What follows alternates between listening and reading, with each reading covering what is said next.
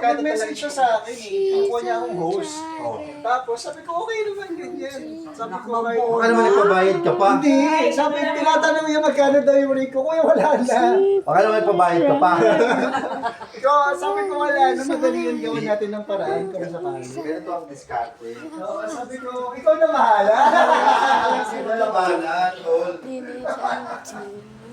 Sabi ko kasi sa akin, nagpa-prepare siya bukasan. Kung may kailangan siyang supplier dito, makakaya ko siya kailangan para sa nila. At saka kung kilala naman. Tinatanong ko kung may kailangan kong nag-aayos din. Meron ng peg yung girl eh. Meron na siya. Kaya di namin Tama na. tinatapos niya yan eh. Kasi the whole point ng wedding is for Sunday. Oo. Actually, ang ginawa niya sa akin. Nagkano lang siya. Pero saan yung damit ko kanina? Dala ko. Yeah, nagtanong lang yan. Jay, ito yung supplier doon. Ask mo eh. Diba ako?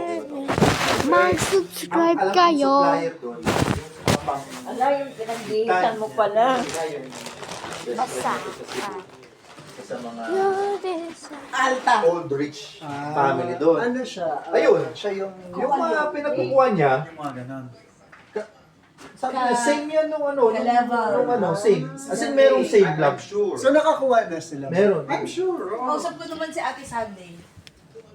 Nagsabi din siya sa akin. Tsaka yung budget siya eh. Yeah. Meron. Talagang may budget. All in siya, all in. Kasi ang ano lang naman doon, kapag nakakuha siya ng mga supplier niya, pag i-investan niya nun, kailangan magaling din yung mag-host talaga. Dahil maano Actually, talaga siya. yung host nung kay Tretzy, galing eh. No, dapat may partner kang Cebuana. Oo, Si Juana Kasi, pa sila. kasi the ano eh, the Yung family. audience is Cebuana. Family pa rin siya. Oo. Dapat may sigwan. Wala na mo. Kuya, di Wala ba? pang planning na yun. Sabi ko, mag-meet kami para ma-align ko yung gusto niya. Okay, okay. Oo. Like for example, yung taga na NX na. Plastic. July next year. Pero ganun mo niya. Kala ko October. Pangalan? Yung kasi. July. July. July. Giginawa Kasi ko pwede guys. ako eh. Bakasyon. Giginawa ko. Sabi ko nga sa'yo eh, kunwari ka pa, yearly na talaga yan. Tapos may Alam ko na. kasi sa aso. Naka-schedule na yun eh. Alam ko na ang iniisip mo, bago kaya pumunta ng Pilipinas, saan kaya muna ako dadaan? Exactly. Nabasa mo kagad. Bakit hindi pa nila dalhin si ano dito? Yung aso.